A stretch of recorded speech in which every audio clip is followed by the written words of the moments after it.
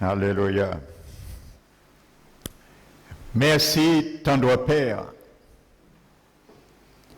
pour cette grâce que tu nous fais ce matin encore, afin de te louer, te magnifier, te salmodier, te donner la gloire qui t'est due. Merci Seigneur, le privilège que tu nous donnes pendant qu'il est temps encore de savourer ta parole, tes révélations. Puisses-tu ce matin encore disposer nos cœurs, car Seigneur, tu es là avec nous en esprit, afin Seigneur, que nous puissions rentrer pleinement, intimement avec toi dans ces derniers temps, pour que chacun puisse vraiment bénéficier, défendre la cause du grand salut éternel que tu lui as donné. Merci pour l'assistance de ton esprit. Merci pour l'instrument que tu as choisi ce matin, dont je suis l'objet. Mais sans toi, je ne peux rien, Seigneur. C'est pour cela j'implore encore la présence, la souveraineté de ton esprit, afin qu'il puisse, esprit du Dieu vivant, mettre encore les paroles loin dans ma bouche, afin qu'il puisse pénétrer les cœurs et faire une œuvre salvatrice qui vient d'en haut. Merci pour ton onction, que cette onction descende, tombe sur ma personne, et que le feu de ton esprit m'environne, environne ce lieu, pour détruire toute œuvre du royaume de la méchanceté qui voudrait combattre et s'opposer à ta sainte doctrine. Je prends autorité ce matin, au nom de Jésus, de chasser tout esprit de sommeil, tout esprit de distraction. Je vous chasse ce matin, dans ce lieu, au nom de Jésus. Reçois la gloire, Père. Dans le nom de Jésus, je t'ai prié. Amen. Alléluia. Asseyez-vous, frères et sœurs. Donc je salue fraternellement chacun de vous, frères et sœurs. Amen. Donc je vais donner ce matin la troisième partie et la dernière partie de ce thème. Sois, deviens ce que tu es déjà. Mais s'il fallait ce matin mettre un sous-titre sous ce titre, j'aurais ajouté 4 indices d'un rétrograde. Donc ça fera partie de la deuxième partie ce matin de ce message. Alléluia. Amen.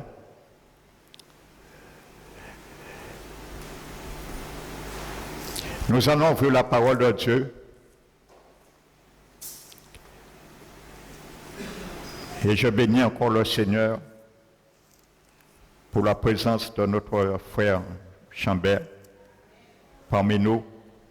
Nous savons où c'est qu'il est sorti, mais le Seigneur avait sa main sur lui. Amen. Nous continuons à prier pour lui. Amen. Et aussi notre sœur Indra qui est parmi nous. Nous allons ouvrir la parole de Dieu dans le livre de Jacques,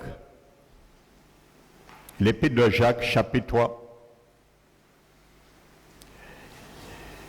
et le verset 11.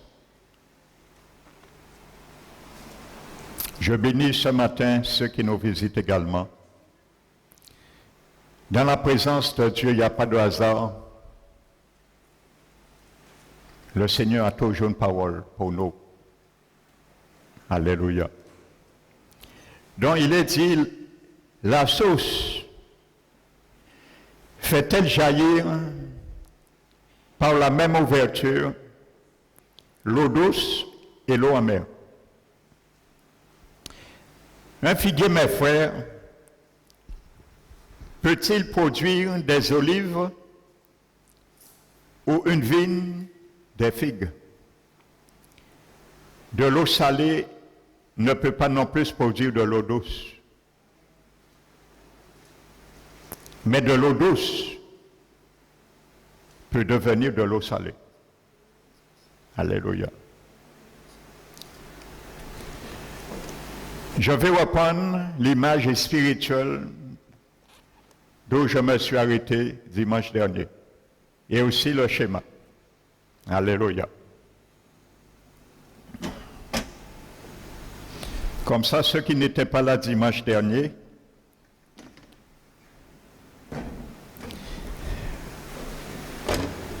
auront un aperçu. Amen. Alléluia. Parce que le thème, c'est deviens ce que tu es déjà. Donc, ce que tu es déjà, tu l'es dans ton esprit. Donc, je vais succinctement illustrer un peu. Ça, c'est un tuyau comme de l'eau qui coule dans un tuyau. Le sens d'écoulement se fait ainsi. Cette partie, c'est notre esprit. Ça, c'est la vie de l'homme, un chrétien, l'homme régénéré. Donc, cette partie qui est en amont d'une vanne, c'est une vanne qui est là. C'est notre esprit humain avec un minuscule. Mais lorsque nous sommes régénérés, l'Esprit de Dieu vit aussi dans notre esprit. Donc c'est pour ça que j'ai mis Esprit de Dieu, un majuscule. Amen. Donc ils sont unis et nous formons un seul esprit. Amen. Ça c'est notre corps en aval de la vanne. Donc j'expliquais que tout ce qui est là, qui appartient à Christ, à Jésus, nous avons pleinement ce que Jésus est. Parce que nous avons vu au début de ce message, Jésus vit en nous. C'est une réalité. Ça veut dire l'amour, la grâce, la puissance, la guérison, tout ce que Jésus est dans ton esprit. Que tu le crois ou pas, c'est une réalité. Donc si tu ne crois pas cela, peut-être ce message ne t'intéresse pas. Alléluia. Donc si nous voulons prendre tout ce qui est là et le ramener, parce que l'écoulement se fait comme ça, et sache que l'écoulement ne se fera jamais comme ça. Je vais profiter de mettre ce qu'on appelle en hydraulique un clapet anti-retour. Amen. Nous avons mettre un clapet anti-retour là. Plutôt là. Nous pouvons l'appeler ça un clapet anti-retour. Amen. Ce qui arrive dans des canalisations. Ça veut dire qu'à un moment donné, si l'écoulement veut rentrer là, le clapet, lorsque ça coule comme ça, le clapet s'ouvre comme ça. Et lorsqu'il n'y a plus d'écoulement, le clapet revient à sa position. Donc si l'eau veut couler comme ça, ayant buté, le clapet ne peut pas s'ouvrir. Donc ça veut dire, peu importe ta vie, tu ne peux pas infecter ton esprit. Parce que Jésus est là. Ton esprit est pur, comme Jésus est pur. Quand tu es né de nouveau, ton esprit devient pur, il devient sacré. Amen. Et tout ce qui est là est saint et sacré. Donc, pour que nous puissions bénéficier, tout ce qui est là, qui est de Dieu, de Jésus, du Saint-Esprit, il faut que cette vanne s'ouvre. Autrement, il n'y a pas d'écoulement. Nous sommes d'accord. Donc cette vanne, c'est ton âme. Et c'est pour ça que j'ai mis l'âme, c'est la personnalité de l'homme, et qu'il y a 4 grandes fonctions. qui est l'intelligence, les émotions, la volonté, la volition et les sentiments. Donc c'est ça qui dépend de l'ouverture et du degré d'ouverture. Ça veut dire plus cette vanne sera ouverte, ça veut dire le clapet va monter, plus l'écoulement sera intense, plus que tu vas associer ton âme à ce que Dieu dit dans sa parole, tu auras un grand écoulement sur ton corps et sur ta vie, et que tu vas dégager vers l'extérieur. Donc en gros, ça, j'ai expliqué les deux premières parties que nous avions déjà vues. Donc je ne vais pas m'étendre, ils sont gratuitement, vous pouvez les avoir en CD ou DVD. Amen. Ou sur le blog YouTube que nous avons. Amen. Donc, ça c'est un fait. Nous allons voir que Dieu t'a donné, et c'est une réalité, la Bible dit, parce que n'oubliez pas, la parole de Dieu, c'est le seul miroir spirituel qui te permet à ton âme de savoir et de connaître ce qu'il y a là. Tu ne le vois pas, mais c'est la parole de Dieu qui permet à ton âme de savoir ce qui se trouve là pour le ramener sur ton corps. Si tu ne sais pas, tu ne lis pas ta Bible, je vois difficilement que tu arrives à ouvrir très grande cette vanne. Amen. Parce que la vie du chrétien charnel va rester tournée entre son corps et son âme. Et quand il y a une coalition majoritaire, ça veut dire que l'esprit de l'homme ou l'esprit de Dieu, les deux, c'est pour ça la Bible dit que lorsque nous sommes nés de nouveau, nous recevons un nouvel esprit. Quand nous faisons un acte, on ne doit pas savoir si c'est notre esprit qui l'a fait ou si c'est le Saint-Esprit. Ils sont mélangés. Amen. C'est pour ça que Jésus a dit, guérissez les malades, chassez les démons. Et vous voyez dans la Bible, parfois la Bible dit que, par exemple, acte 28, Paul, lorsqu'il a prié pour le père du dignitaire de la ville de Math, Publius, par exemple, la Bible ne dit pas que c'est Jésus qui a guéri le père de Publius. Il a dit, Paul a imposé ses mains, il a prié pour lui et il a guéri. C'est Paul qui a guéri, la Bible dit. Alléluia. Alors que ce soit Paul qui a guéri, pourquoi Paul a guéri? Parce qu'il savait, la Bible le dit, parce que c'est l'Esprit de Dieu qui est dans son esprit, qui a ramené la guérison qui était là dans le corps de cet homme. Parce que Paul savait ce qu'il avait dans son esprit. Il servait, Dieu le dit, dans mon esprit, dans son esprit. Donc il le savait, il croyait à ça. C'est pour cela, dire que c'est Jésus qui a guéri le père de Publius, ou Paul, c'est la même chose. Alléluia. Parce que la Bible, vous savez, pour considérer cela, prenez par exemple un jus d'orange. Prenez un verre de jus d'orange. Vous allez mettre, je ne sais pas, peut-être 75% de jus et 15% de sucre. Vous le malaxez et ça devient du jus d'orange. Au départ, il y avait deux choses, deux ingrédients. Il y avait du jus pur et il y avait du sucre séparé. Mais lorsqu'on les met ensemble, les malaxe, essayez de voir, quand vous buvez, vous allez dire, je bois 15% de sucre ou non. Vous buvez du jus d'orange. Vous ne buvez pas ni du jus orange pur, ni du sucre pur. Vous buvez du jus d'orange. Donc c'est la même réalité. Comprenez bien cela, frères et sœurs. Et c'est pour cela que nous avons vu le verset pivot, je crois Colossiens 1, qui dit Christ en nous, l'espérance de la gloire. Parce que Christ amène tout ce qui fait la gloire dans ta vie là. Amen. Donc, mon frère, ma soeur, nous allons voir que la vie éternelle, tu l'as là. C'est là la vie éternelle est. La vie éternelle n'est ni dans ton âme, ni dans mon corps. Ça, c'est à venir. Mais pour l'instant, nous avons la vie éternelle dans notre esprit. Amen. Et la Bible dit, la vie éternelle, c'est qu'ils te connaissent, Père, toi le vrai Dieu, et celui que tu as envoyé à la personne de Jésus. Donc si dans ta vie, Ta carrière sur cette terre, mon frère, ma soeur, tu n'arrives pas à savoir qui est Jésus, tu risques de perdre la vie éternelle que tu as. Nous pouvons avoir la vie éternelle et vivre là dans la mort. Alléluia. Si la vanne reste fermée dans notre vie, nous avons la vie éternelle là, nous pouvons vivre dans la mort spirituelle. Tout en ayant en nous la vie éternelle. Alléluia. Galates 5 le dit. Galates 5 dit,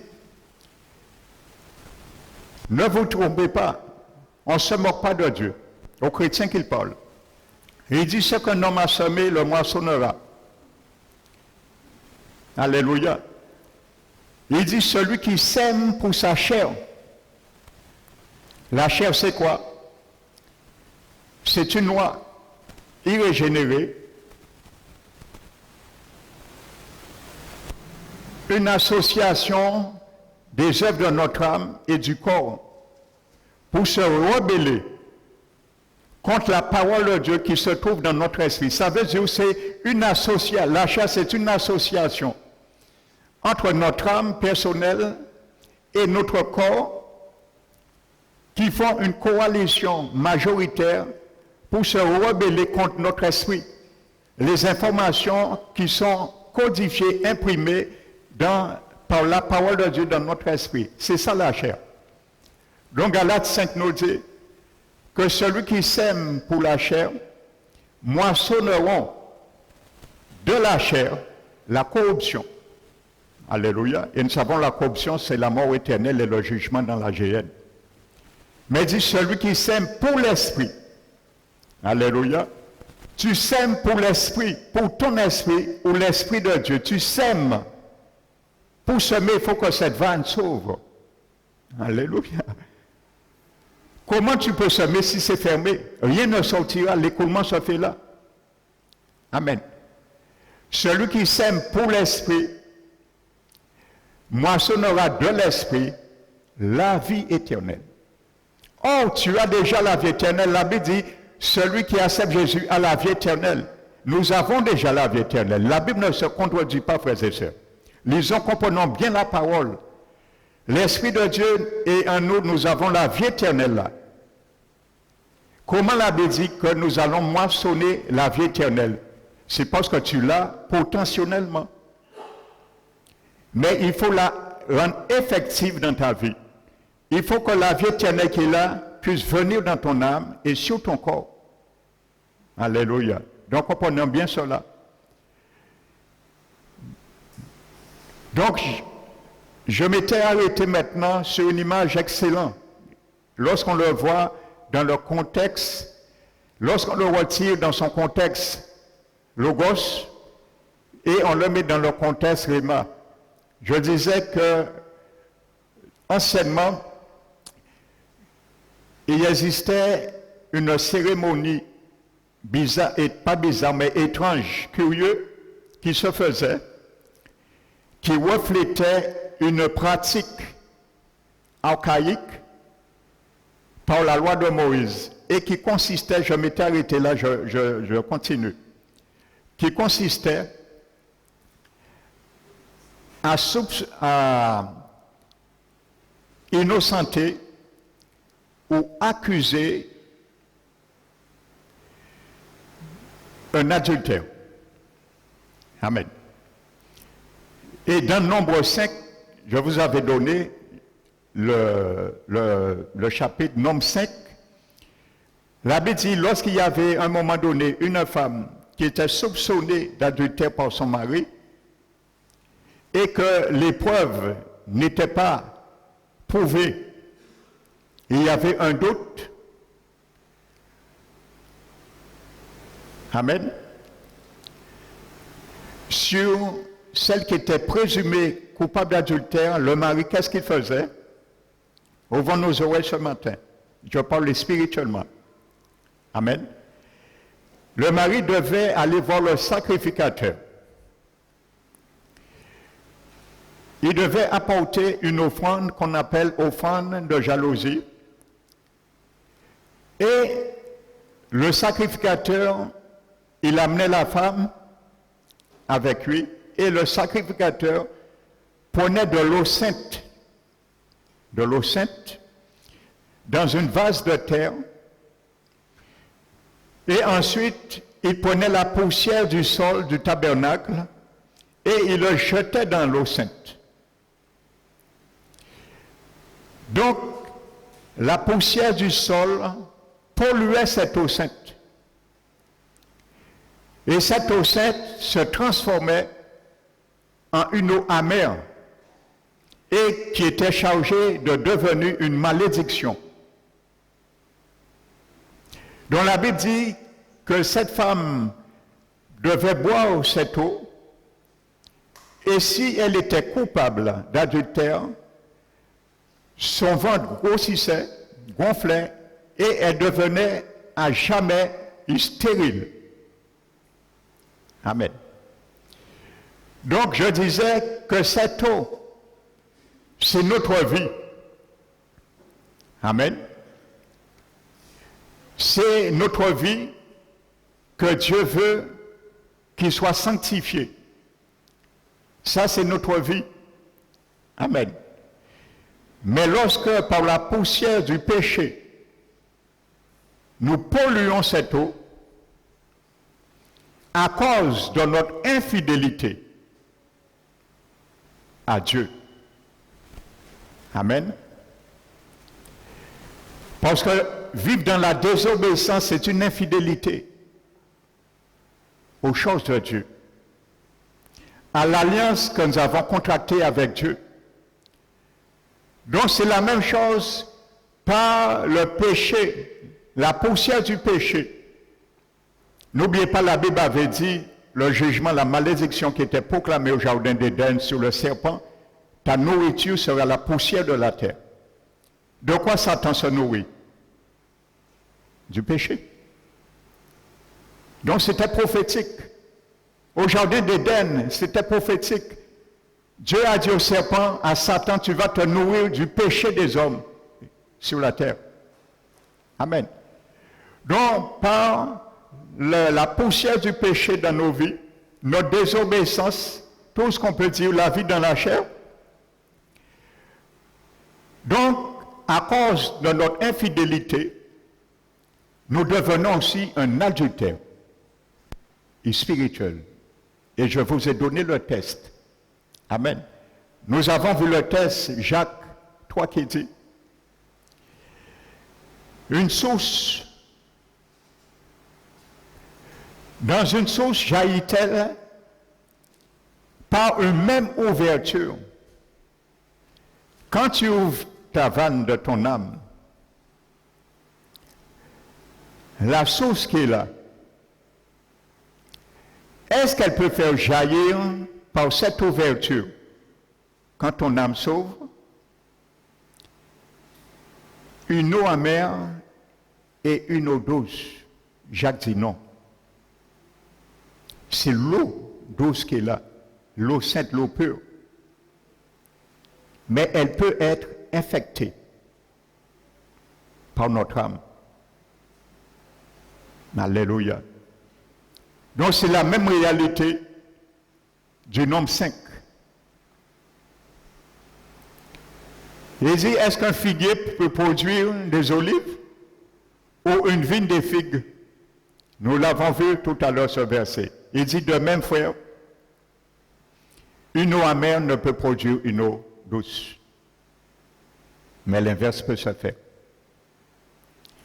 Notre âme peut infecter l'eau sainte par la souillure, la poussière de nos péchés à cause de notre infidélité. Amen. Et lisez le chapitre 4, pour ceux qui n'étaient pas là dimanche dernier, Jacques le dit. Il commence juste au-dessus. D'où viennent les luttes? Et d'où viennent les querelles parmi vous? À l'église qui parle.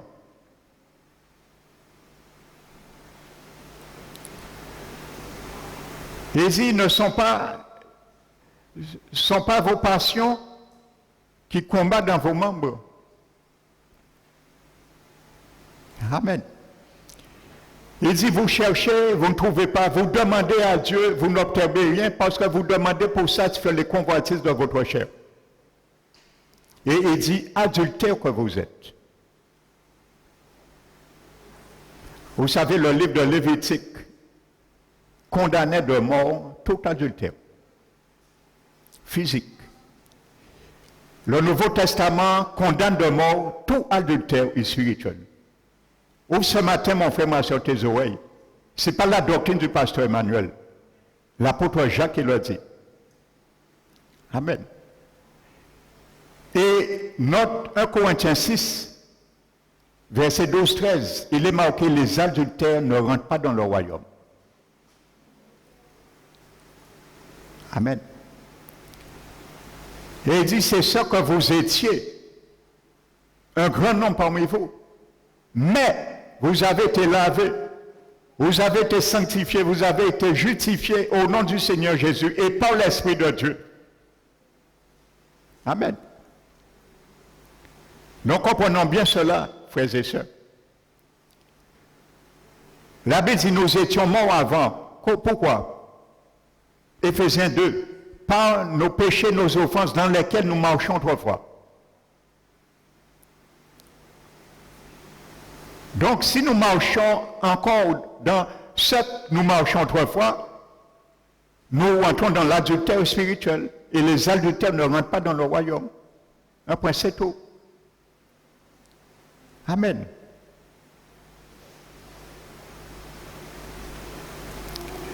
Donc, je continue avec nombre 5.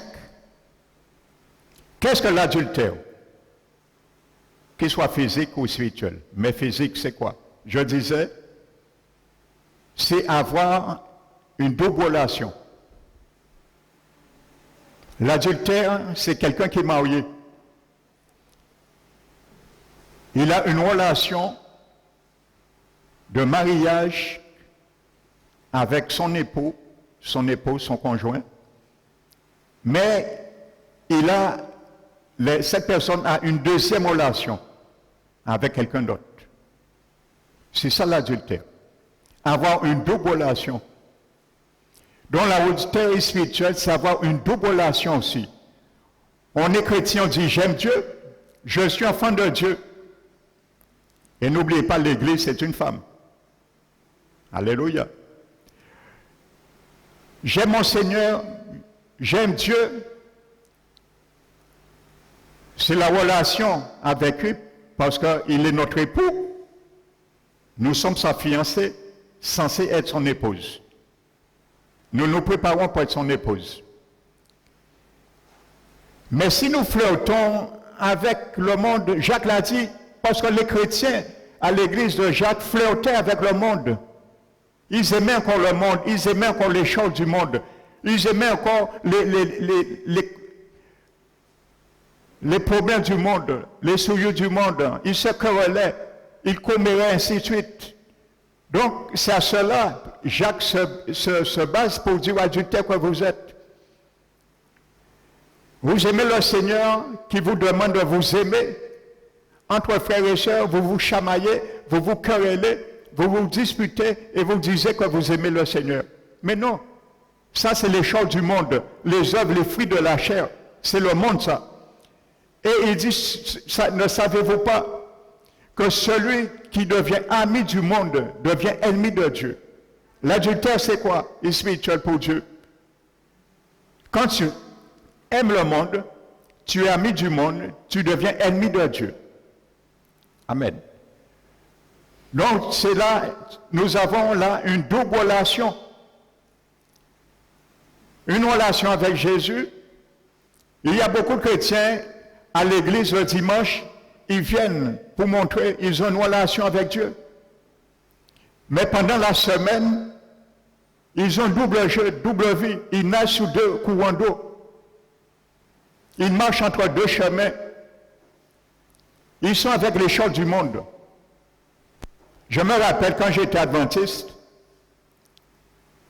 il y avait un gars, il était marié, il avait plusieurs enfants. Du moment où il venait le samedi, le sabbat, parce que le sabbat pour eux, c'est leur salut. Amen. Donc, dès qu'on sauve le sabbat, on est sauvé. C'est le signe de leur salut. Moi, j'étais adventiste. Je sais ce que je dis. Cet homme venait au culte. Le pasteur le savait, les pasteurs le savaient. On ne le disait rien. Parce qu'il observe le sabbat. Lorsque le sabbat avait terminé le soir, cet homme allait en boîte de nuit avec des maîtresses. Tous les samedis. On l'acceptait dans l'église, on le savait, on ne lui disait rien, parce qu'il observe le sabbat. Quelle abomination! Donc, frères et sœurs, voici ça. On a un double jeu, mais ça, c'était vraiment l'adultère physique. Mais on parle d'adultère spirituel, c'est la même réalité. Pendant la semaine, on parle comme le monde, on injurie comme le monde, on trafique comme le monde. C'est une deuxième relation, frères et sœurs. Et cette deuxième relation, le diable devient, en quelque sorte, notre concubine, en quelque sorte. Donc c'est de l'adultère spirituel que je parle. C'est pour ça que la Bible dit dans Jacques, ne savez-vous pas? Pensez-vous que l'Écriture parle en vain? Dieu chérit l'Esprit Saint qu'il a fait habiter en vous. Amen. Il ne veut pas d'autre esprit. Animez-nous. Nous animer, frères et sœurs. N'oubliez pas, Paul dit, je crois que c'est dans 2 Corinthiens 11. Il dit aux chrétiens, de même que le serpent séduisit Ève, je crains que vos pensées ne se corrompent pour se détourner de la simplicité à l'égard de Christ. Vous voyez, notre intellect, nos pensées peuvent se corrompre et rien empêcher la vie couler. Amen. Donc, nous pouvons vivre la vie éternelle là et vivre dans la mort là. Frères et sœurs. Amen. Paul, je crois, dans 2 Timothée, chapitre 5, parle des femmes veuves à l'église de Timothée. Au lieu d'éduquer des jeunes filles, les donner l'exemple pour devenir une mère exemplaire pour leurs enfants, pour leurs maris, ils venaient à l'église, ils comméraient. Ils étaient en train de dire des choses. Ils vivaient le plaisir. Lisez et soulignez bien au fait ce verset. Je n'ai pas le verset, mais je crois le chapitre 5 d'un Timothée. Il dit, ces femmes, elles sont mortes, quoique vivantes. Et il y a une tradition qui dit, pendant qu'ils ont la vie en elles, elles sont mortes, et spirituellement, décrit vraiment la réalité. Alléluia. Et dans le reste, je l'ai vérifié, le mot mort là, c'est anatose, ça veut dire mort spirituel. Donc il y a beaucoup de chrétiens qui viennent dans les églises, mais ils sont morts spirituellement. Et pourtant, ils ont la vie éternelle en eux. La vie éternelle est là, mais ils ne peuvent pas répondre cette vie éternelle. Ils se meurent morts. Et s'ils meurent physiquement dans cet état, ils connaîtront le jugement dernier. Amen. Donc c'est le moment de nous réveiller, frères et sœurs. Amen. Nous ne devons pas avoir une double relation. Si on est chrétien, on est chrétien. Si on est avec le monde, on n'est pas chrétien. Jésus a dit dans Matthieu 12, un royaume divisé contre un royaume est dévasté. Tu ne peux pas être dans le royaume de Jésus à 90% et être dans le royaume du diable à 10%. C'est de l'adultère spirituel. Ta vie sera dévastée. Un peu de levain fait gonfler toute la pâte. Les 10% va faire gonfler la pâte. Alléluia. Il a dit une ville et une maison divisées entre elles ne peut subsister. Alors si Satan chasse Satan, comment son royaume peut subsister? Vous pensez que Satan va chasser Satan?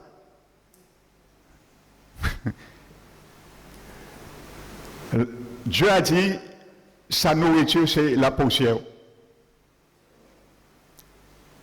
il ne peut pas manger la poussière. Le péché, c'est avec ça qu'il vit. C'est ça qui remplit son royaume. C'est ça qui fait vivre son royaume. La poussière, le péché. Alléluia.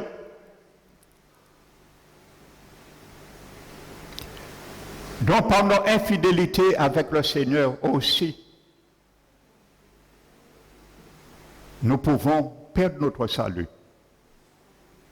Parce que les adultères ne rentrent pas dans le royaume. Qu'ils soient physiques ou spirituels, adultère, c'est adultère.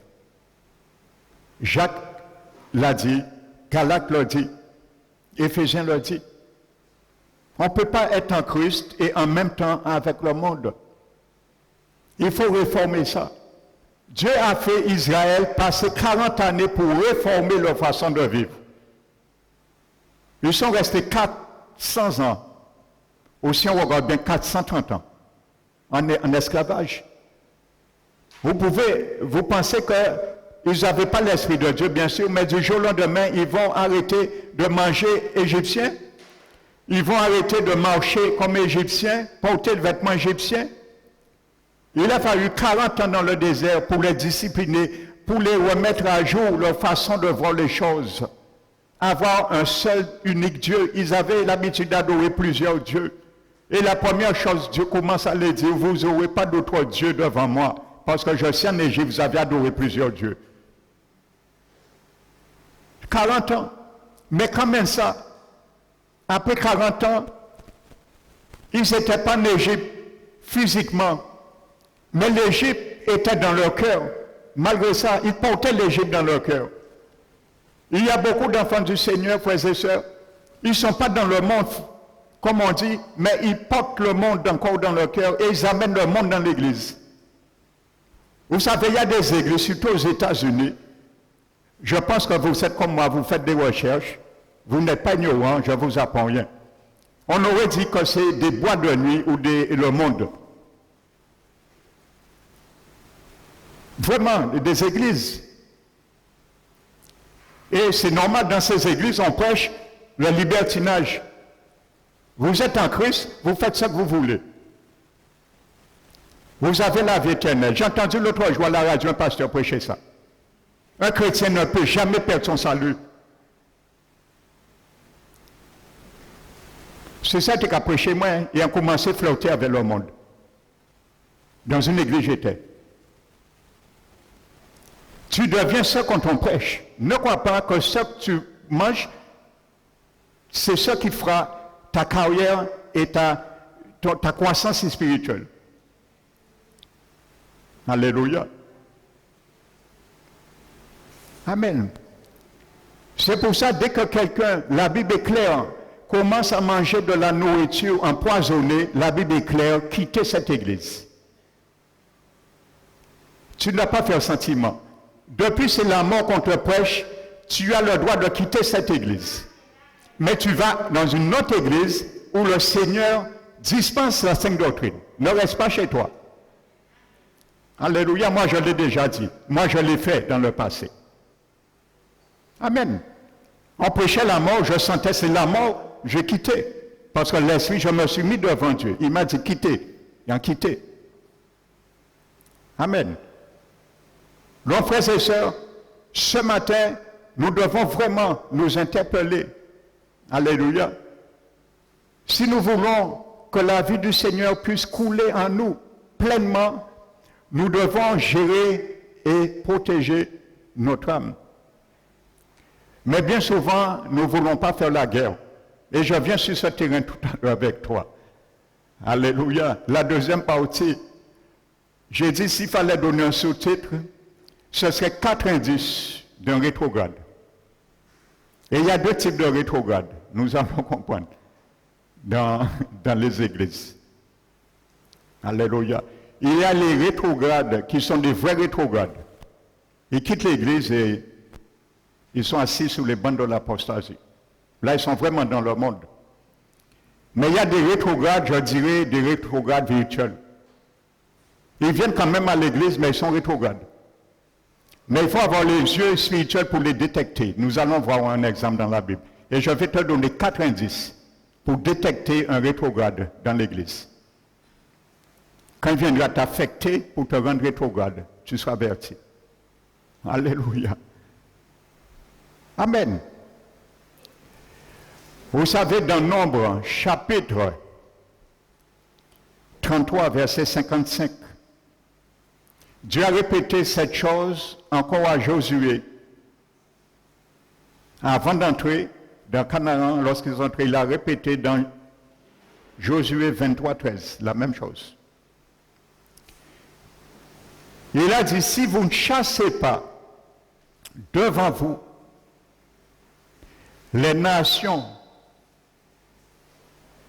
du pays, ceux parmi eux vous allez laisser avec vous seront dans vos yeux des épines et dans vos côtés des aiguillons. Ils seront vos ennemis dans le pays que vous allez habiter. Il faut faire la guerre à ton âme. Il faut que je fasse la guerre à mon âme, frères et sœurs. Si nous voulons acquérir les choses, il faut faire la guerre à notre âme. Si nous ne faisons pas la guerre, sans la guerre à notre âme, la vanne ne peut pas s'ouvrir. Et il n'y a pas d'écoulement qui se fait dans nos vies. Et lorsque nous allons voir les choses, l'espoir dans la vie des chrétiens, nous allons jalouser. Nous n'allons rien comprendre. Parce que c'est un chrétien qui a compris la dimension de la loi de l'esprit de vie qui vit dans son esprit. Amen. On va jalouser. En tant que chrétien, ça deviendra une folie pour nous. Alléluia. Amen. Alléluia. Donc voici la réalité. Nous n'aimons pas faire la guerre. Nous avons vu vendredi dans la prière. Je vous ai donné 2 mots, que ce soit en hébreu ou en grec. Ces 2 mots qui ont une connotation de violence et de guerre. C'est le mot hébreu darak qui est traduit par marcher sur ou mettre le pied sur. Le mot darak en hébreu et en grec, ce même mot, cette même définition, pathéo en grec.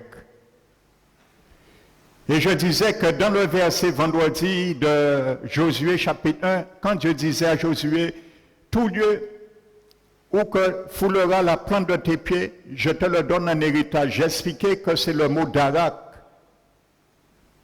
en hébreu qui veut dire, Dieu ne dit pas à Josué que dès que tu vas fouler un territoire, ce sera à toi.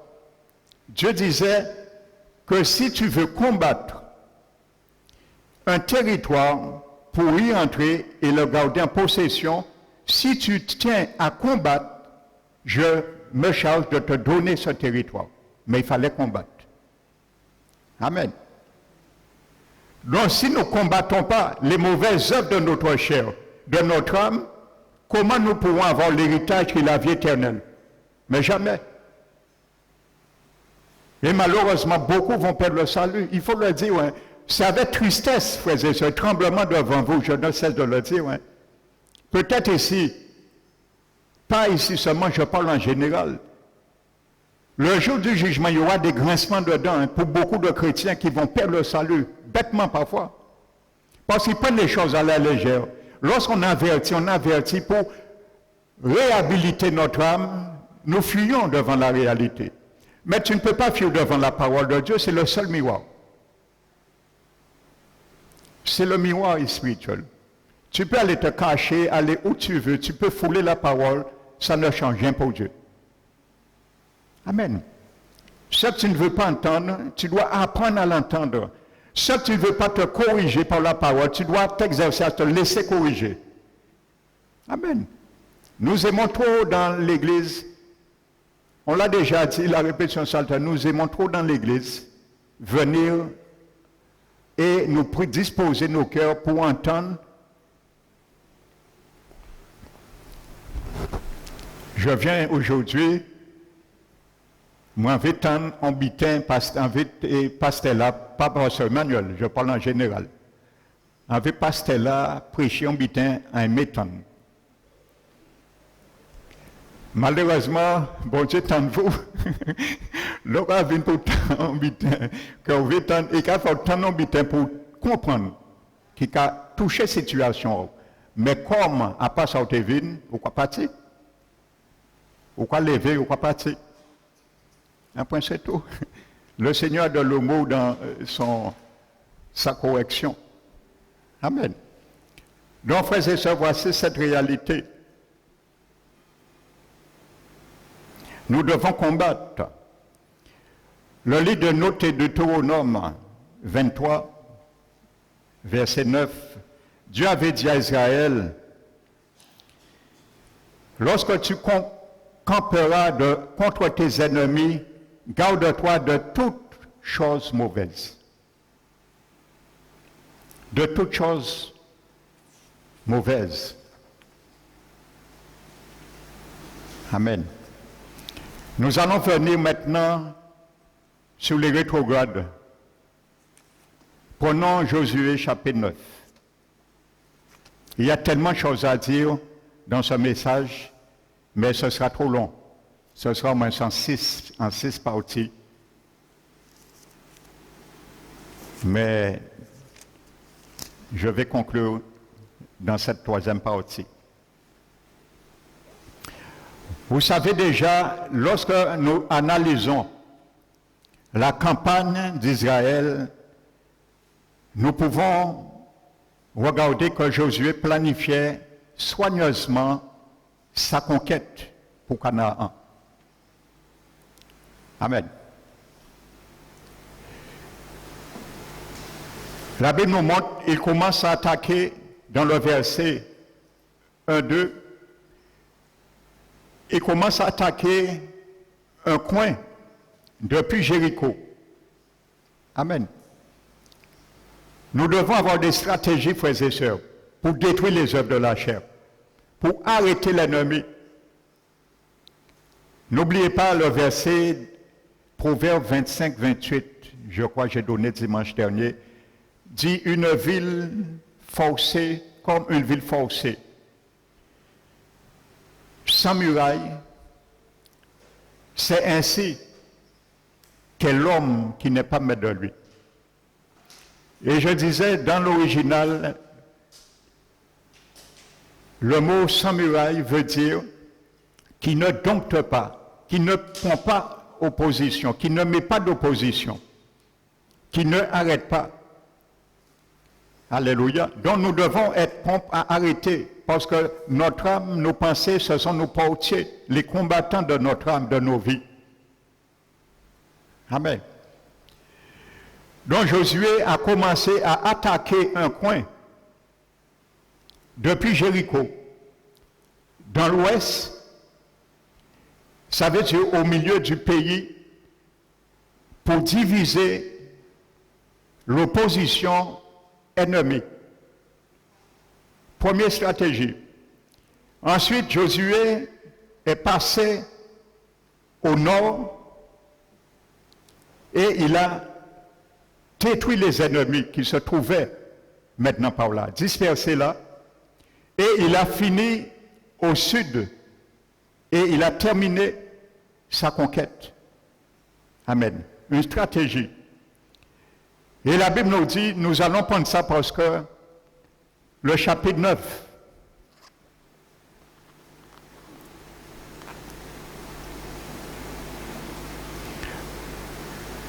le chapitre 9,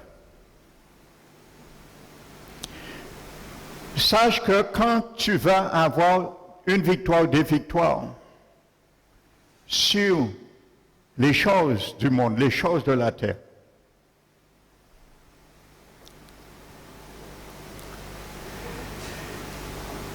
l'adversaire va essayer de venir avec des renforts. Regardez le chapitre 9 de Josué, le verset 1 à 2. Regardez la quantité d'armées, de nations qui se sont alliées pour attaquer Josué, Israël, parce qu'ils ont reconnu la défaite des anciens peuples, armées et ainsi de suite. Donc attends-toi que l'adversaire viendra en renfort, frères et sœurs. Amen. Mais la Bible nous dit, il y a un peuple, Gabaon, les Gabaonites, ils ont usé d'une stratégie trompeuse pour ne pas combattre, pour sauver leur peau, pour ne pas combattre. Ils vont faire un plan et ils vont venir à Gilgal, où se trouve Josué et Israël. N'oubliez pas, le mot Gilgal veut dire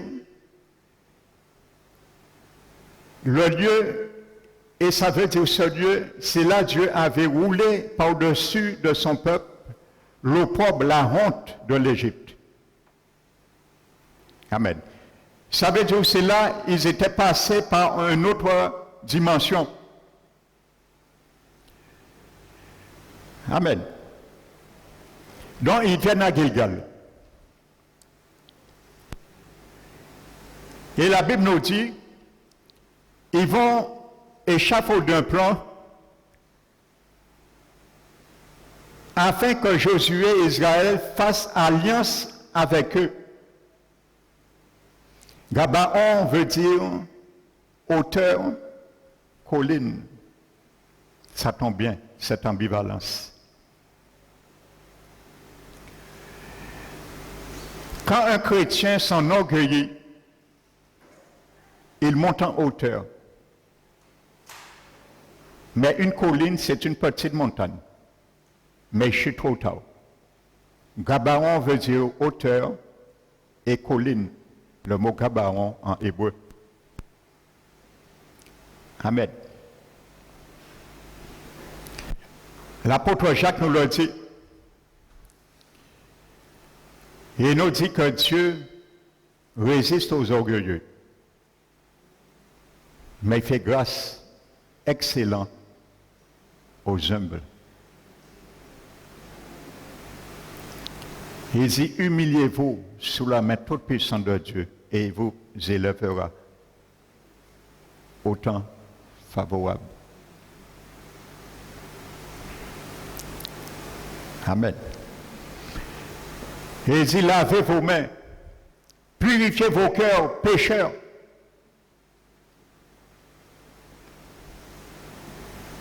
Homme irrésolu. Le mot irrésolu, c'est psycho en grec. Ça veut dire double âme, double cœur, double pensée. C'est ça l'adultère spirituel. Jacques nous dit, si nous sommes comme ça, nous aimons Dieu, nous aimons l'Église, nous aimons les choses de Dieu, mais nous aimons aussi les choses du monde. Nous sommes un psycho. Quelqu'un à double âme, à double cœur, à double pensée, deux relations différentes. Homme irrésolu, c'est ça ce mot grec, irrésolu, qui est traduit par irrésolu veut dire. Amen. Donc ils allaient vers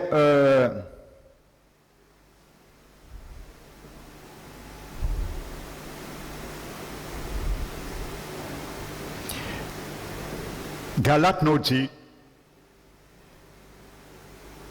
de ne pas nous lasser de faire le bien. Vous savez, ce bien que Galates, Paul nous demande, c'est de combattre les mauvaises œuvres de la chair.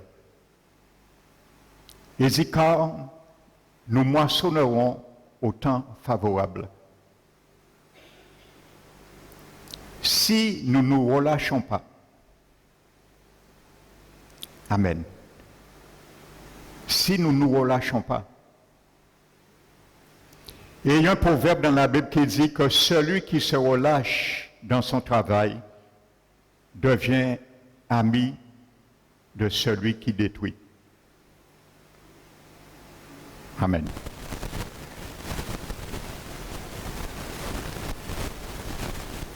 Donc, venons à cette histoire qui est vraiment riche et spirituelle. Nous n'allons pas tout prendre, je vais prendre les grandes lignes, je vais aller lire l'histoire. La Bible nous dit, les Gabaons, eux, qu'est-ce qu'ils font? Verset 4, eut recours à la ruse, il se mit en route avec des provisions de voyage, il prit de vieux sacs pour leurs ânes et de vieux outres de vin déchiré et recousu. Ils portaient à leurs pieds de vieux souliers raccommodés et sur eux de vieux vêtements, et tout le pain qu'ils avaient pour nourriture était sec et en miettes. Ils allaient près de Josué au camp de Gilgal, et ils lui dirent, ainsi qu'à tous ceux d'Israël, nous venons d'un pays éloigné. Ils ont menti, ils faisaient partie du même territoire. Amen. Alléluia.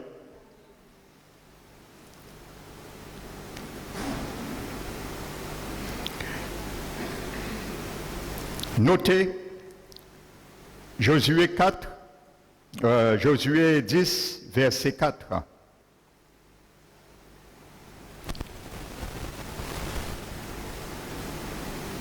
Amen.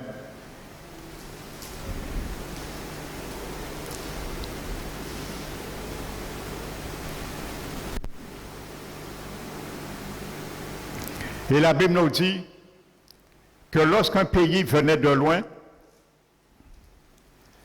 la loi stipulait que si ce pays est consentant de faire la paix, qu'on peut et éventuellement devait faire alliance avec ce pays. Il le savait, cette loi. Ne pensez pas que l'adversaire ne lit pas la Bible. Amen. Il connaît les lois rigides de Dieu. Et c'est pour cela qu'il veut nous faire les transgresser, afin que la vanne reste constamment fermée. C'est son objectif. Il étudie les stratagèmes. Vous savez, le diable, c'est un procureur.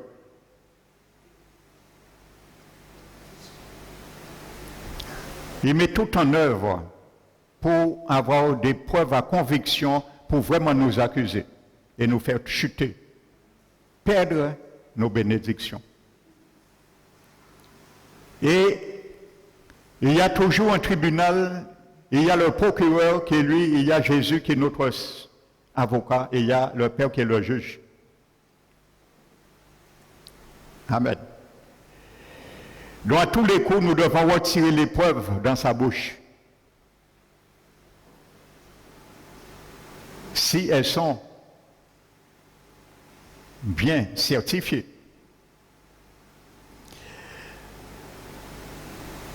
Donc la Bible nous dit, il dit au verset 6, nous venons d'un pays éloigné et maintenant faites alliance avec nous.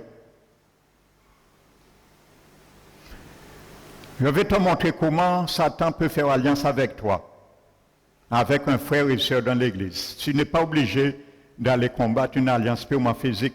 Il y a des alliances que tu peux faire avec ton frère et ta soeur, avec le mal. Alléluia. Notez 1 Roi 18, verset 1. Voici ce type d'alliance qu'il va essayer de faire. Et combien on trouve dans ces temps-là, enfin, ces gens d'alliance entre frères et sœurs dans les églises. Je dis bien dans les églises. Il ne faut pas dire c'est pasteur Emmanuel qui a parlé de l'église, parole qui restaure. Si tu es dans ce cas, gloire au Seigneur, tu sauras que tu ne dois plus faire ces alliances. Et je vais te dire ce que tu dois faire maintenant. Pour ces gens que tu avais fait alliance avec eux, maintenant, qu'est-ce que tu dois faire? Alléluia. Je suis là pour t'avertir, afin que tu gardes ton âme, afin qu'elle soit sauvée. Alléluia. Lisez le livre de 1 Roi 18, verset 1. La Bible nous dit, lorsque le roi David finit de parler au roi Saül, son fils, Jonathan qui était le fils de Saül. La Bible dit dès lors. Ça veut dire qu'il y a des paroles qui semblaient correspondre avec l'état d'âme de Jonathan, qu'il a entendu par la bouche du roi David. Il s'est allié avec ça. Et la Bible nous dit, dès lors, Jonathan, son âme s'attacha à David. L'âme, c'est l'intelligence. Amen. Émotion, volonté, sentiment. Il y a quelque chose qui s'est passé dans son âme à travers ces choses. Et c'est identifié. Comme c'est lui, même Jonathan, qui l'aurait parlé à son père Saül. Il y avait une correspondance entre l'âme de Jonathan et ce qu'il a entendu le roi David dans son allocution à son père Saül. La Bible dit, dès lors, Jonathan s'attacha à l'âme, son âme s'attacha à David, car il aima David comme son âme. Et le verset 3 dit, Jonathan fit alliance avec David. Parce que il aimait David comme son âme. Donc tu peux faire alliance avec un frère et sœur rétrograde dans l'église pour te mettre aussi comme lui rétrograde. Et je vais te le démontrer. C'est là que je viens. Je vais te montrer 4 indices d'un rétrograde. Afin que tu sois averti. Alléluia. Donc ton âme peut rentrer dans une alliance avec l'âme de quelqu'un. Mais là, nous restons dans le contexte des églises. Parce que ça se fait souvent. Alléluia. Un rétrograde, il commence à venir pour faire quelqu'un d'autre rétrograder comme elle ou comme lui, afin que tu sois averti. Je vais te donner 4 indices d'un rétrograde. Alléluia. C'est ce que l'Esprit Saint m'a révélé à travers ce chapitre. Alléluia.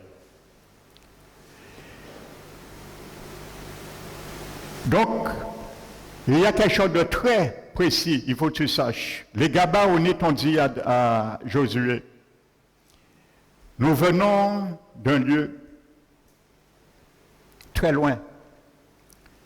Et dans l'ancien, notez Josué 10, verset 4 à 15, 2 Samuel, verset 20 et chapitre 21, verset 1 à 14. Alléluia. Les Gabaonites ont dit cela à David, à Josué, pardon. Il dit, nous venons d'un lieu très loin d'ici. Ça veut dire qu'un lieu que Josué n'a pas autorité sur cette nation, ce lieu.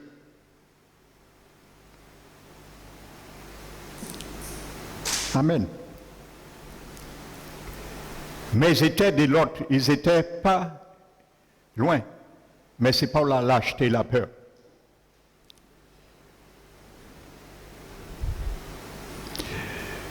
Donc vous voyez, frères et sœurs, l'adversaire va te faire comprendre, par quelqu'un, un frère, une sœur, ou par un système quelconque, qu'il y a des parties dans ta vie que Jésus n'a pas autorité sur ces parties de ta vie. Et combien se laissent piéger comme ça? Et c'est pour ça ils sont dans l'adultère spirituel. Parce que le diable les a fait comprendre, il y a certains domaines dans leur vie, Jésus n'a pas autorité sur eux. C'est ce que les Gabaonites a fait comprendre à Josué. Alors fais alliance avec nous. Parce que tu n'as aucune autorité sur où nous venons. Amen. Donc ce sont des chrétiens rétrogrades. Jésus n'a aucune autorité sur leur vie ou, sinon partiellement, ils vont venir vous le faire comprendre et vous allez bien le comprendre qu'un chrétien, Jésus n'a aucune autorité sur un chrétien rétrograde, tu le reconnaîtras, mon frère, ma soeur. Il y a 4 indices que l'Esprit m'a révélés dans ce chapitre. Quand tu verras ces 4 indices, tu sauras que Jésus n'a aucune autorité sur ce chrétien. Il est un rétrograde. Et prends garde à toi. Ne pas faire alliance avec son âme. Alléluia. Parce que ces gens d'alliance que le diable fait des chrétiens font, après ça, ils ont qu'à partir. S'ils partent pour une bonne cause, gloire au Seigneur, comme je l'ai dit. Si on t'enseigne des doctrines de démons, si on t'enseigne comment t'empoisonner, là, tu dois partir. Parce que moi, en fais aussi. À partir d'empoisonner, moi. Alléluia. Mais si autre chose de cela, ne te laisse pas séduire. Parce que le diable se réjouit. Et c'est comme ça qu'il détruit les églises. Alléluia. Amen. Donc, déjà, le diable nous fera comprendre que Jésus n'a pas tout droit et il y a des parties de nos vies que Jésus n'a pas droit. Amen. Il va te faire comprendre, tu sais, tu es secrétaire, par exemple, dans une entreprise. Tu es secrétaire, tu peux détourner des fonds. Dieu comprend. Dieu comprend. Ça, c'est ta vie civile. Ce n'est pas ta vie spirituelle, des choses comme ça. Donc, ça veut dire, dans ce compartiment, Jésus n'a pas droit sur toi. Donc, tu peux faire ce que tu veux dans ce domaine. Amen. Oh, tu peux regarder. Moi, je regarde même le dimanche, aux heures de culte, entre parenthèses. Je privilège la télé, parce que c'est un beau feuilleton. Je ne veux pas perdre cela, parce que ça m'a déjà ouvert les yeux. Comment je vais arranger la situation avec ma femme, mon épouse, mon époux. Mais feuilletons faits pour détruire foyer, pour tromper le monde en foyer. C'est ça les feuilletons. Comprenez? Les gens qui font ces feuilletons, pas des satanistes. Méfiez-vous. C'est l'objectif des feuilletons. Je regarde, il n'y a rien de mal à ça, le Seigneur comprend. Le Seigneur comprend. Parce que moi, je cherchais une solution pour arranger ma situation. J'ai entendu un tel, je connais le nom à tous ces acteurs-là. Mais moi, je ne pas connaître le nom à bon acteur de la Bible. Mais il y a des chrétiens, ils connaissent nous à tous les acteurs, ils connaissent tous les feuilletons, ils connaissent les à tous les feuilletons. Dès 8h matin à 18h feuilleton. Mais l'œuvre écoute a duré 1h30, yolas. Oh, pasteur là qui a prêché trop. Vous savez quelque chose?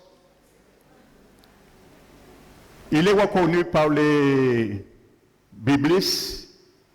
Le sermon sur la montagne des béatitudes que Jésus a fait a duré apparemment 8 heures de temps. Et tenu des milliers de monde, il n'y a pas rien, hélas.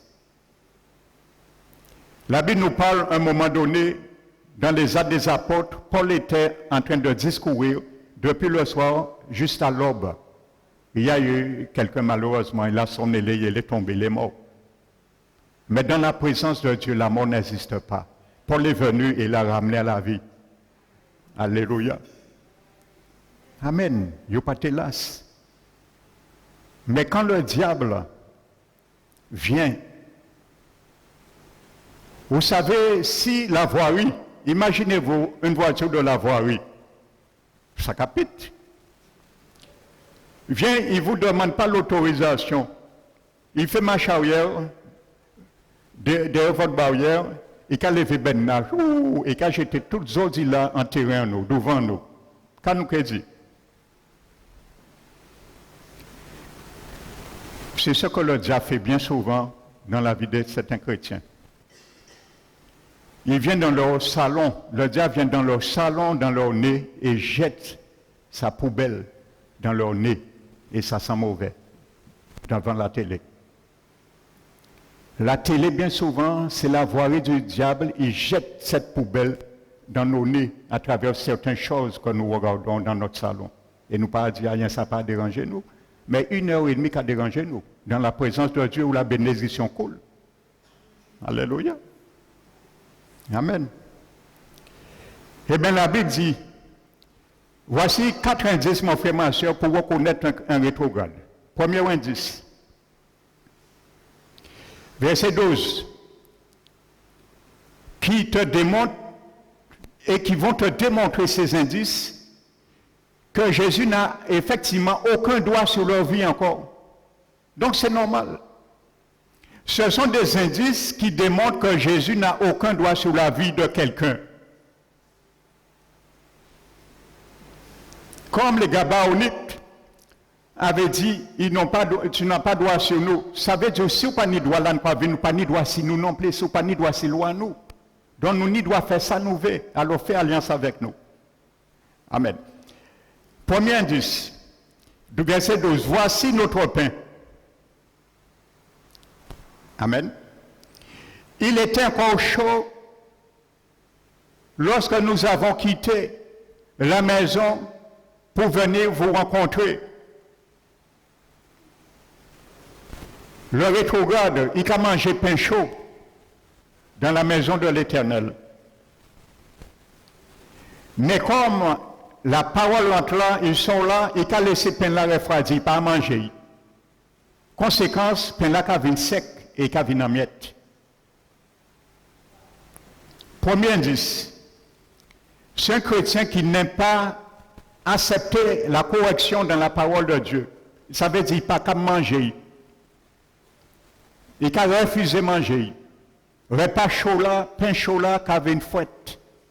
Et sa vie devient froide aussi. La nourriture devient sec. Pourquoi? Parce qu'il laissé sécher, pas manger, pas prendre égard. Il a méprisé, c'est celui qui méprise la parole de Dieu, le conseil du Très-Haut. Amen. Premier indice. Quand quelqu'un vient près de toi, regarde bien si c'est quelqu'un qui aime la parole de Dieu. S'il aime le pain chaud là, ou s'il a laissé froidi et qu'il a vu, ou qu'il a senti carence là. Le pain est sec, en miettes. Il n'a pas mangé. Donc là, par exemple, qu'il est sorti chez eux, et route là, permet que pain là. Mais ça, c'est la tricherie de l'ennemi. Amen. Deuxième indice.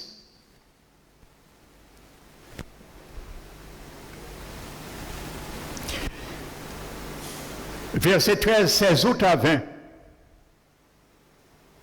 Ils étaient que nous avons rempli toute neuve. Oh là là. Les voilà déchirés. Deuxième indice. Jésus a dit, on ne met pas du vin nouveau dans une vieille route sans qu'il va se déchirer et tout va se perdre.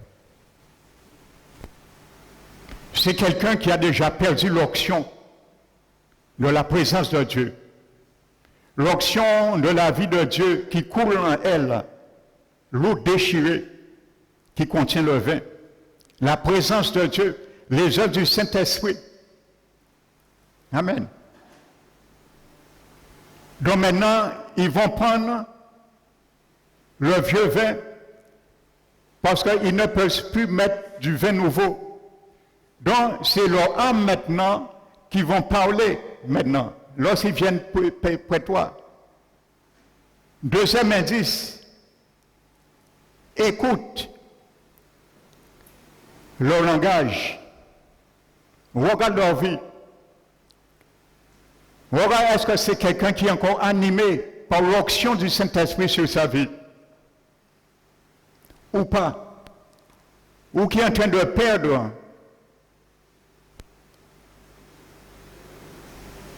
la vie du Seigneur qui a mis en nous l'outre déchiré.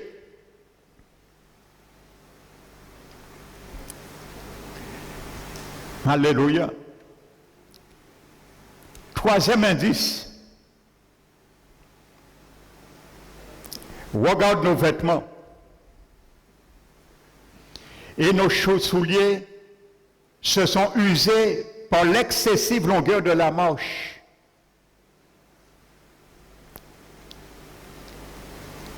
C'est normal que les chaussures s'usent. Quelle marque? Troisième indice, quand ils viennent pour te faire alliance, n'oubliez pas, il s'agit d'une question d'alliance. Tu peux faire alliance, je t'ai dit, comme Jonathan a fait. Son âme a fait alliance avec David. Si tu aimes les chrétiens qui aiment commérer, ton âme va aimer ça. Tu vas partager ça, tu vas faire comme lui, tu vas rentrer dans une alliance avec son âme. Alléluia. Quand il vient faire alliance avec toi, mon frère, ma soeur, regarde ses chaussures. Regarde la marque de ses chaussures. Regardez qui marque, chaussures là. Un papier caoudin, ainsi de suite. Regardez ces chaussures là, ni comme marque les ailes que porte l'évangile de paix. Parce que ça fait partie des armes. Galates nous parle. Mettez pour chaussures à vos pieds. Le zèle, marque à chaussure à Jésus s'appelle le zèle à papier caoudin. Même marque à soulier là où doit être un pied. Les cavino. Même si Dieu il fait marche par l'excessif du parcours, c'est normal. Où c'est que tu as été parcouru? Tu n'étais pas bien? Où on t'a donné à manger le pain chaud? Où c'est que tu as dû user tes chaussures? C'est normal. C'est les chaussures du monde, ça. C'est des chaussures qui te prouvent que Jésus n'a aucun droit sur ta vie. Tu as retiré les chaussures qui portent comme marque les ailes que porte l'évangile de paix. Regarde si c'est l'évangile de paix qui vient t'apporter. Et regarde ces chaussures. Tu verras qu'il y a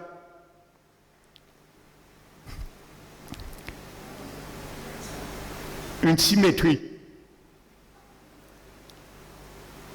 L'évangile qui vient t'annoncer, ce qui vient t'annoncer, regarde ses chaussures.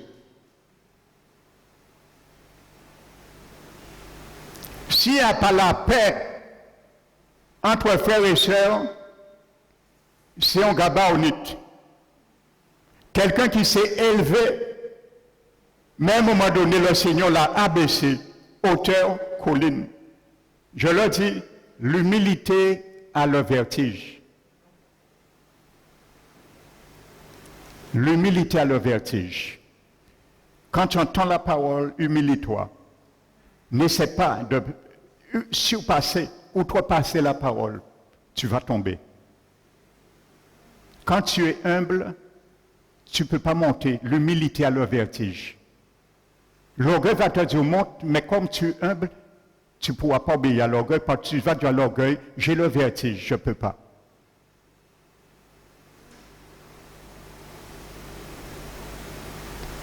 L'humilité a le vertige.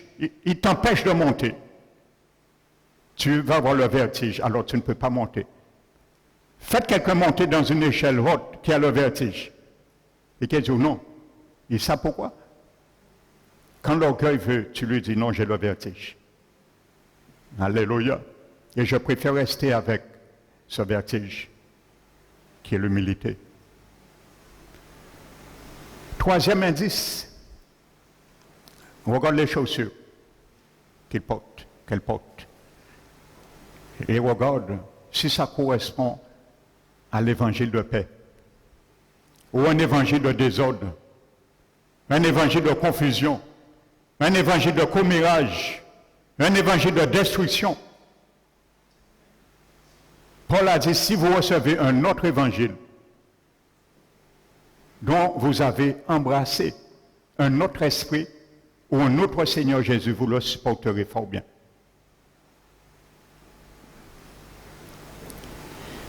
Quatrième indice, nos vêtements sont usés. On regarde son vêtement.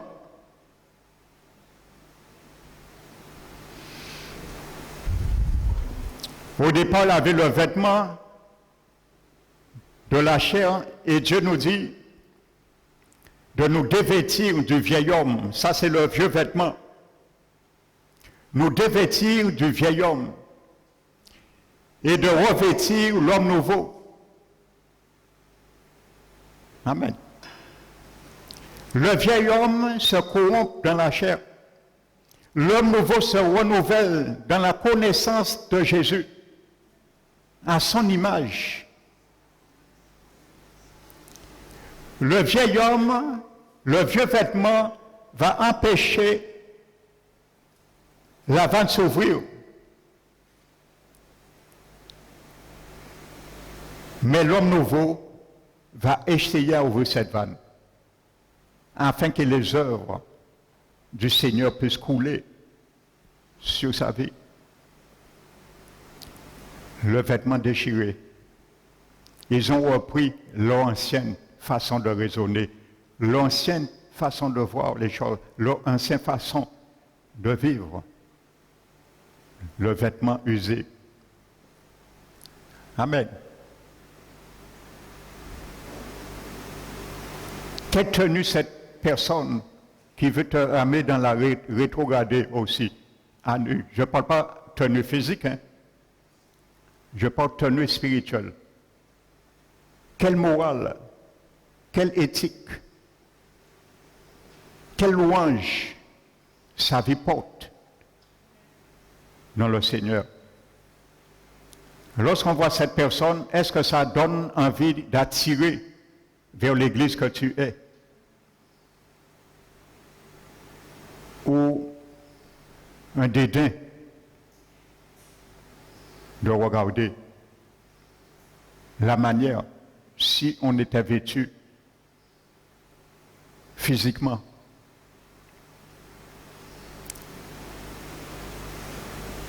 Quand cette personne vient avec ce vêtement, tu lui dis, mon ami, mon frère, ma soeur, excuse-moi, je pense que tu as oublié dans le placard, peut-être trop longtemps, le vêtement de l'homme nouveau qui émane de la justice de Jésus. Peux-tu aller le reprendre, s'il te plaît, et le remettre sur toi? Je te le dis pour toi, mon frère, ma soeur, va reprendre cette tenue. Parce que l'adversaire est en train de te mettre un haillon qui représente sa personnalité. Alors, va retirer cela et revêt-toi de nouveau du vêtement. Lave ce vêtement que tu as entaché. Lave-le par le sang de Jésus. Repends-toi, demande pardon à Dieu et remets-le sur toi. Ça vaut mieux. Va mettre les chaussures. Jésus a une seule marque de chaussures. Alors, où tu as acheté cette chaussure? Dans le magasin de la souillure du monde, retire-les. Va prendre les chaussures que Jésus t'a données, mon frère, ma soeur. Qui s'appelle zèle que porte l'évangile de paix. Va le chercher. Remets cette chaussure. Et accepte de manger le pain chaud. Ne le laisse pas devenir sec. Quand c'est chaud, ça te fait du bien. Même si ça boule un peu. Parce que la parole dit qu'il rentre comme du miel dans nos palais, mais devient amer dans nos entrailles. Mais avale-le quand même, le pain chaud. Alléluia. Le Seigneur donne la nourriture chaque matin. Et laisse le vin du Saint-Esprit reprendre sa place dans ta vie. ta vie qui est devenue un autre déchiré, remets-toi devant le Seigneur, recherche sa faveur, il va recoudre avec toi.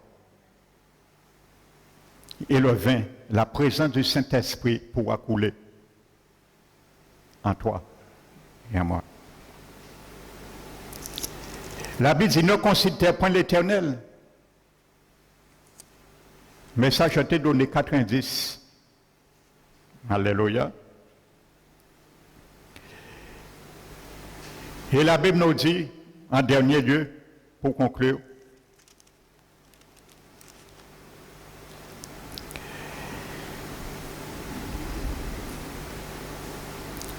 donc ils font alliance avec eux.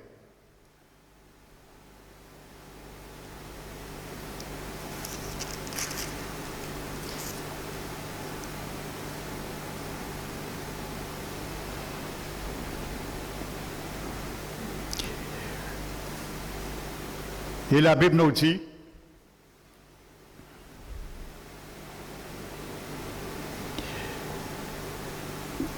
ils les ont acceptés. Mais quand ils ont reconnu qu'ils ont été trompés, après avoir fait l'alliance,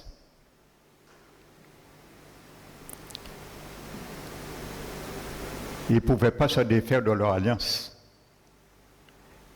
Donc, quelle formule qu'ils ont choisie?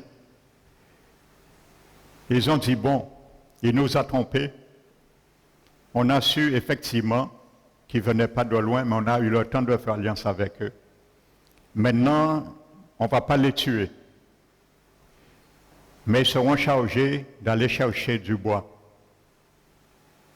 pour animer le feu de l'autel dans le temple et chercher de l'eau pour aussi animer les rituels, la purification dans le temple. Donc on les a assignés à cela. Ils ne savaient pas avant de faire l'alliance. Maintenant, si tu t'es déjà fait avoir sur une alliance, parce que la plupart de nous sommes passés par là. Un frère, une sœur a quitté, il nous a impressionnés, comme je l'ai dit, on l'a suivi, ainsi de suite.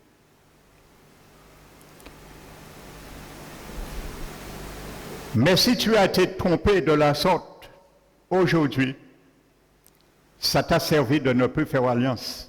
Ça veut dire si demain les Gabaonites venaient redire dans une autre circonstance à Josué de faire alliance avec eux, ça ne marchera pas. Quand le Seigneur t'a déjà montré, mon frère, ma soeur, maintenant, celui qui est rétrograde veut venir te troubler, tu sais ce que tu vas faire maintenant? Ce qui a été assigné à eux, maintenant tu as été averti, quand on viendra te dire, avec des vêtements usés, des chaussures usées, pour l'excessif du parcours du trajet, l'eau déchirée ou le pain sec, tu sauras déjà qui. Donc ces choses vont permettre ta vie de sanctifier, de ne plus permettre à ton âme de s'ouvrir à ces alliances, mais ce bois permettrait le feu de ta correction. Tu sauras, tu as été pris au piège une fois comme ça, mais maintenant ça te servira pour que tu ne sois plus pris au piège, mais ça fera partie de ta sainteté, pour brûler ce qui t'a permis d'être trompé dans les ruses, donc ce sera comme le bois. Quand quelqu'un viendra comme un Gabaonite pour te faire monter aussi, et ensuite te faire chuter, c'est l'objectif du diable, parce que l'orgueil précède la chute, mais l'humilité précède la gloire. Donc tu sauras, tu seras averti. Tu diras non, je ne vais pas m'attarder avec toi. Je ne vais pas m'alliancer avec toi. Ton âme est malade, mon frère, ma soeur. Ton âme est dans une prison. Demande grâce au Seigneur que tu sors dedans. Mais ne m'envoie pas dans cette prison avec toi. À ce moment, ce sera du bois aussi. Comme ils ont porté le bois pour animer l'autel de feu, ce sera aussi du bois que toi tu vas pouvoir aussi refuser. Et l'eau aussi te permettra de purifier ton âme, parce que tu ne pourras plus rester et tomber dans ces genres de pièges, de débordement, et ainsi de suite.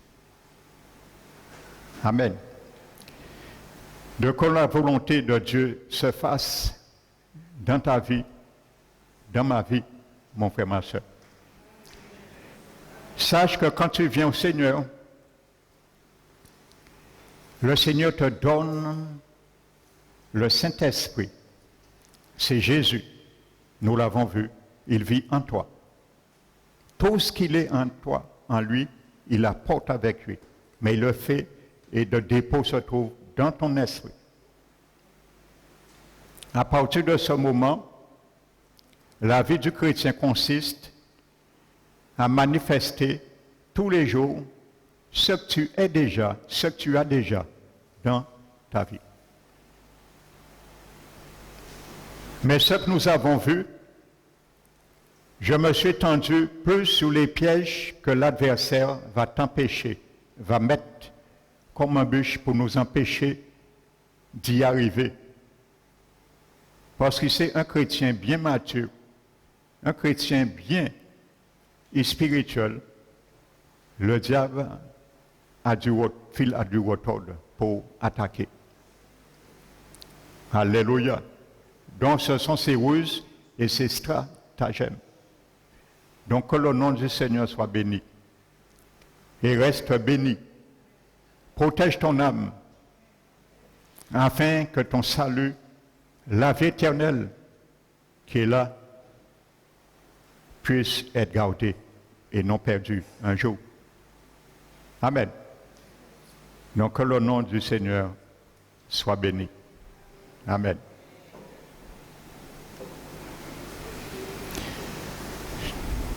Nous allons lui donner gloire